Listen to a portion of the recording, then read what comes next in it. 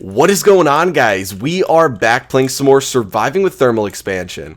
And today, guys, we are going to be automating the production of Phyto-Gro, which is something that I've been wanting to do for quite some time now. I think it's going to be a really fun project, mainly because it's actually pretty big and a little bit complex in terms of trying to get it as compact as possible.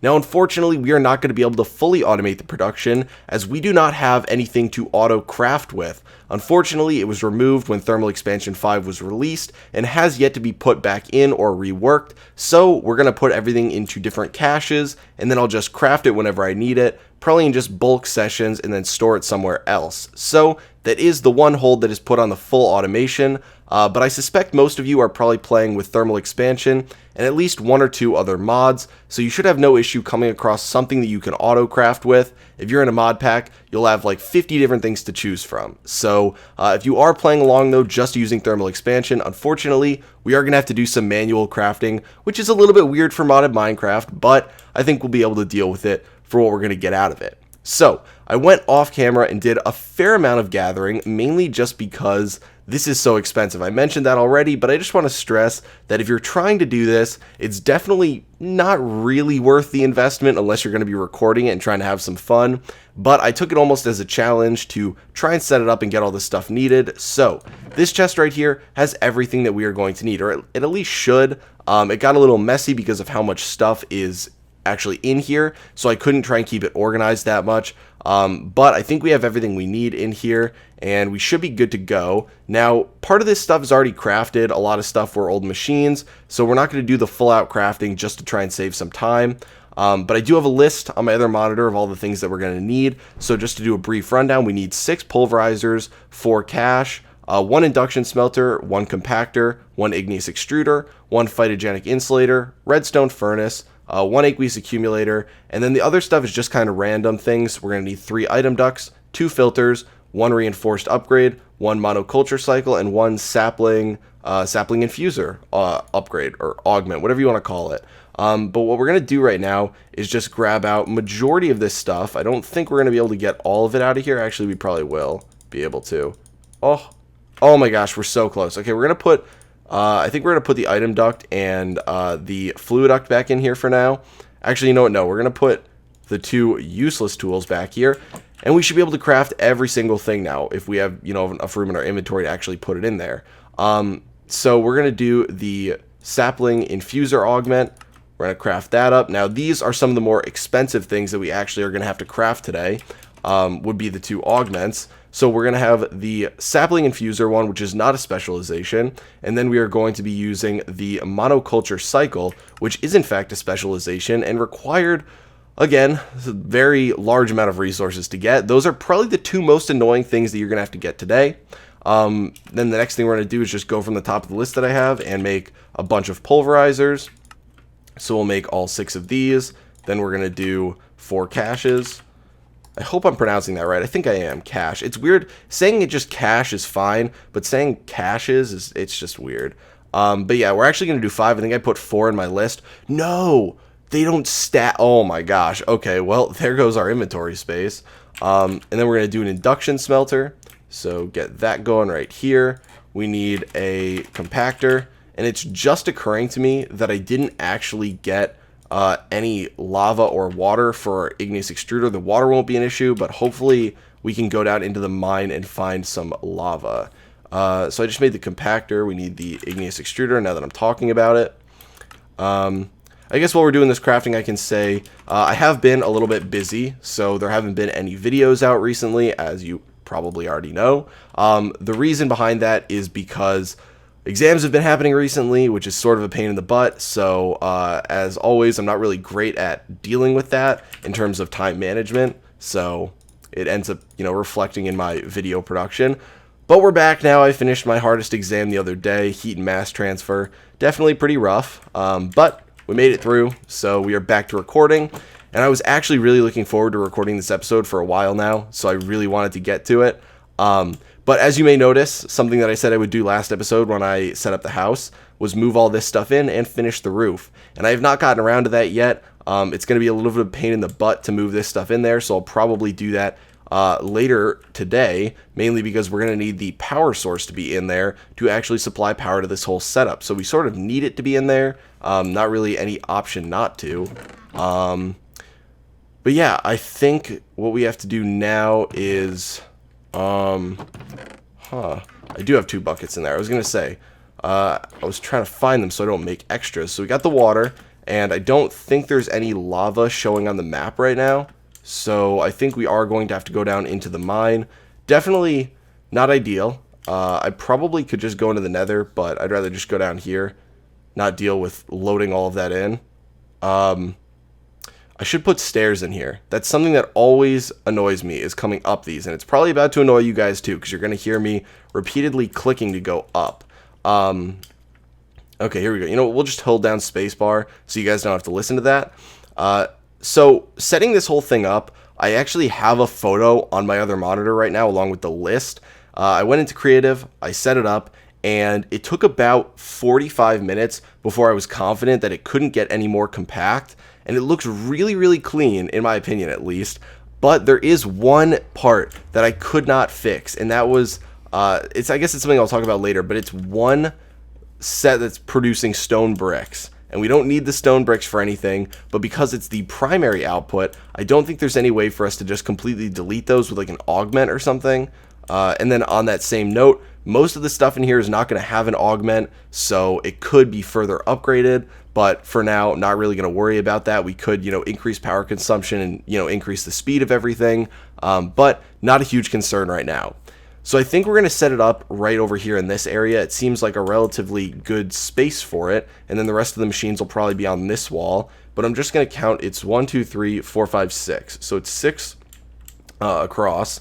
So that would be 1, 2, 3, 4, 5, 6. So that's perfect because we're going to pull it out one from the wall. And then you might think that there's this space here, but we're actually going to run the flux ducts behind this and then over here too. So it'll go to both sets of machines. So we are going to want this nice little space back here to run them along. So starting from, I guess, the rightmost side, I guess we'll start here because this makes sense. We're going to put down the phytogenic insulator, and this is the one that actually gets upgraded the most in here. It's going to be using the reinforced conversion kit, and if we look at the reinforced conversion kit, this is different from a reinforced upgrade because this one fully upgrades a block to a given tier. So you basically just combine both types of upgrades in this to make it. It just simplifies it a little bit. If we look at upgrades, you can see that there's the upgrade kit, which would only upgrade by the incrementally by the tier. But what was this one called again? The conversion kit. This should be made from both of them. So you use this and you use this and it just makes it into one. So a little bit more convenient to use, but if you were going to use the other one, you would need to do it, both upgrades to get to here because we do need 2 slots. So we're going to upgrade that. Then we're going to go into the augments and put in the sapling infuser, which allows the phytogenic insulator to actually use saplings and grow them in there. So we're going to, of course, need that. And then this one is more for convenience. So it says non-fertilizer inputs are not consumed. And I'm using that just because I don't want to deal with the saplings and all that junk. And then it provides a minor chance to not consume fertilizer, which is really nice. We could put some other augments in there, and it would allow us to have a much greater chance of not consuming it. But it's a nice little addition. Additional energy is required per operation. I don't really care about that right now.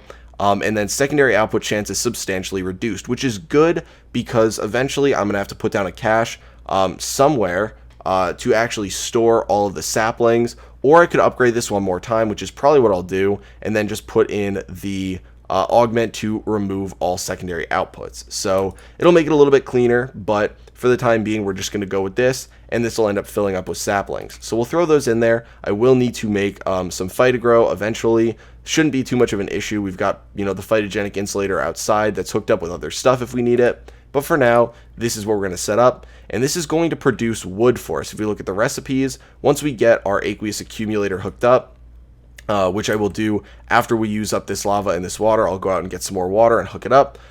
We are going to be producing logs from this. The recipe should actually be all the way at the end, or over here. Forgot that it counts as its own. But yeah, so we are going to be producing with regular Phyto-Gro being put in there. It should be 6 logs, and then a sapling, which will be reduced, of course. So we're going to get that out, and then we're going to put it into a redstone furnace. So where is that?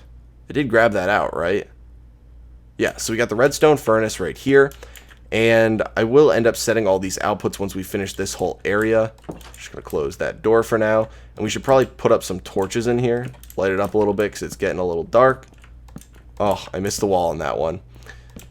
Okay, so we're going to put the outputs on this eventually. We'll, set all the sides, but it's going to go into a redstone furnace, and then it's going to go into a pulverizer. And that's because we want to get the charcoal dust, and that's going to replace the need for sawdust in the recipe, which is really nice because the sawmill is a little bit annoying to use in terms of rerouting things that come out of it. If you want to make the most out of a sawmill, you would be using the secondary outputs and putting them back in, I believe. So it gets a little bit annoying, and it just makes it a little bit more of a hassle to deal with. So we're going to go from down here, and water should be able to go in any side. I don't think you need the input for the tank to be set to anything. So we're going to remove this side, remove the bottom, remove the back, and then all we're going to have done is coming out the top. We're going to put that as, where is it? As just the main output. Now, if we did have a cache here or something, if we wanted to put it to the left, to the right, anywhere, you could set the secondary output somewhere, but I'm not really worried about that. And because we're not going to be pumping in fully automated Phyto-Gro, we don't need any input to be put in here. And I'm just going to turn on auto input for everything because eventually, I don't actually know if you have auto output, if you need auto input. I don't think you do. I think one is to pull. But I'm going to turn it on just because if we do eventually hook stuff up to this, I don't want to run into an issue. All I know is that turning it on is not going to cause any issues. So we're going to go to the redstone furnace then, which is a lot easier to set up. So we're just going to have it input on the bottom, output on the top, and remove the side. And then the pulverizer is going to be outputting on the left here. There's no secondary output, and it's going to be getting input on the bottom, and then everything else can be removed. So it's going to dump out one of the ingredients that we need out of the 3 right on the side here, and that's going to go into one of the caches. So we're going to throw that right there, and that's actually done. 1/3 of the stuff is done, but unfortunately this is the easiest one to do, and that is the charcoal dust. So if we actually look at the recipe, if we want to take a look, to get at least Phyto-Gro, I'm not going to worry about doing the rich Phyto-Gro right now, or the Flux Phyto-Gro, but to do the regular Phyto-Gro, we need the pulverized charcoal, niter, and slag. So right now we've got 1/3 of it, and that's going to give us 16 Phyto-Gro per recipe, so it really shouldn't be that much of an issue to make really bulk quantities of this. But yeah, so the next thing is we're going to get some of these caches down, free up some inventory room, and just start making things look a little bit nicer. So we're going to put all 3 right here, and this is where all 3 things that we're going to use for crafting are going to go. Now, this is actually pretty nice. They could be in different areas, but I think it's nice to have all 3 right here. It'll look pretty clean, and it'll simplify things. If we're just grabbing out mass quantities of these, we can put, a crafting table right down here in the ground in case we just want to like spam click to get everything out, and there's hundreds and hundreds of things that have built up in there. The next thing we are going to do is set up, I guess we can go and do the igneous extruder. So let's get that out here so that we can start freeing up some bucket space. So this one is going to go, it should be 1, 2, 3, and then up. So we're going to put down a pulverizer on the ground, and then we're going to put an igneous extruder, and then we're going to put another pulverizer. Oh, we got to do the weird jump shift click. Pulverizer on top of that, and then a pulverizer to the left of each of those, and then we're going to put a cache down here. Now, I know that was a lot, and we're going to go through and explain all of it, so do not worry. The igneous extruder is going to be making cobblestone, which is nice because it means we don't need to worry about replacing lava or water, so we can click both of those in right now, and if it were to have power, it would actually start running, which is great. So this is going to give us cobble, and we're going to be using that for a multitude of things. We're not actually just going to be using it for the pulverizers, but for now, that's what we're going to hook up, and then we'll do the rest in a second. So we need to make it so that nothing is going out this side, and then we want it to be outputting out the top and out the bottom. And eventually we're going to want it outputting out the right side, so we'll leave that there, but we're not actually going to do anything with that output just yet.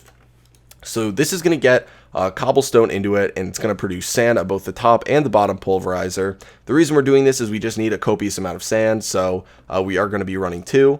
So we want it to be input in the bottom right here, and then we want the output to be run on the right side, and we want the secondary output to be run on the left. Now the secondary output of sand is gravel, which luckily can be used to get flint, which is pretty useful for us. I mean, it's not, I should say it's not useless. So that's what this cache is for here, and it's going to be the same thing down here. So it's going to be input, and then the secondary output's going to go out the left side, and the main output's going to go out the right. And then here we want it to come in right here and go out the top, and that's going to dump. There is no secondary output when you pulverize gravel, and that's just going to dump the flint in here.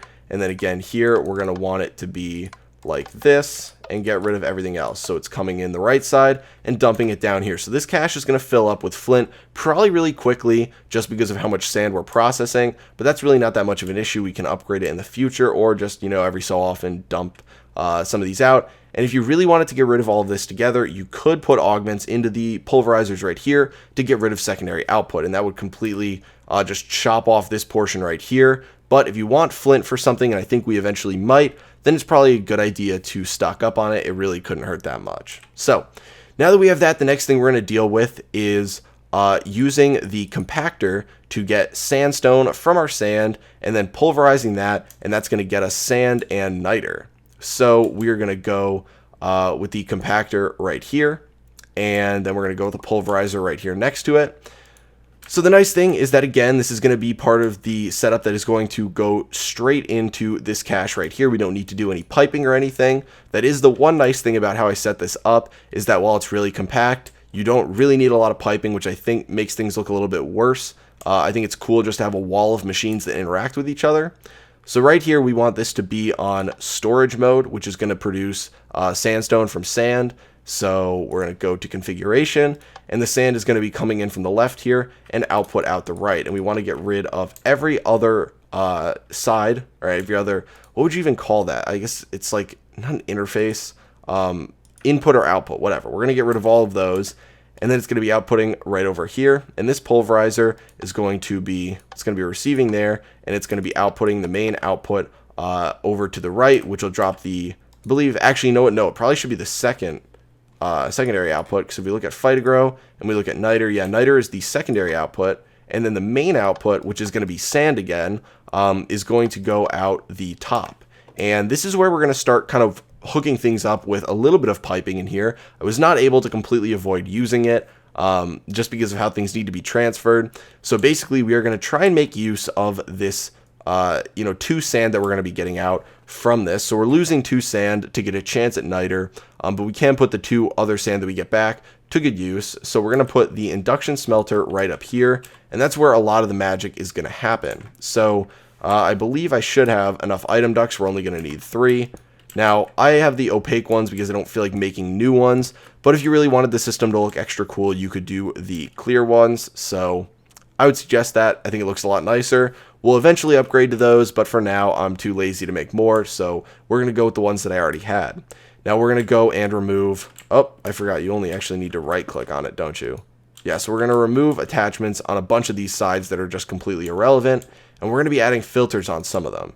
So first things first, we want the cobblestone that is coming out of the igneous extruder to go up here, and we also want the sand coming out of this pulverizer to also go up here in the induction smelter, because the sand and cobblestone together are going to make stone bricks with a chance at giving us slag, and that's of course the last thing that we need in this setup. So we're finally going to be putting filters to good use. Up here we're going to slap one on, and then we're also going to slap one on over here. I don't think it's actually super necessary on this one if you manually fill in what's going in here first, but I'm going to do it just in case this is ever empty, because we pull everything out and I don't want something randomly getting stuck in there. So these filters are pretty small. There's tons of upgrades that you can put on them, but for now we're going to put it on whitelist and prevent oversending, just as, you know, kind of a convenience thing. And then this one again is going to set to whitelist and keep it on prevent oversending. So the 2 things we need to put in here, I'm gonna have to go grab them. I don't think we have any niter, but we can grab out sand and cobblestone. So I think if we really wanted to, we could craft up some, but the niter, we'll just let it come from one of these once it starts running, and then we'll put it in there. So right here, you're just gonna click on this, throw in the cobble, throw in the sand, and now this, we just need to make sure it is sending the sand out the top. And this one we finally need to configure, and this should be the last thing that we actually have to configure in terms of machines.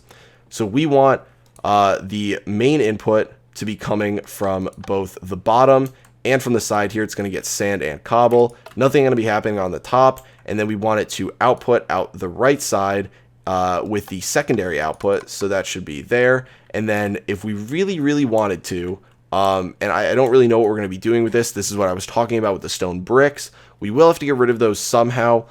It made it awkward because I wanted to keep it as a really clean sort of, I guess this would be a 6x3 or 3x6, whatever.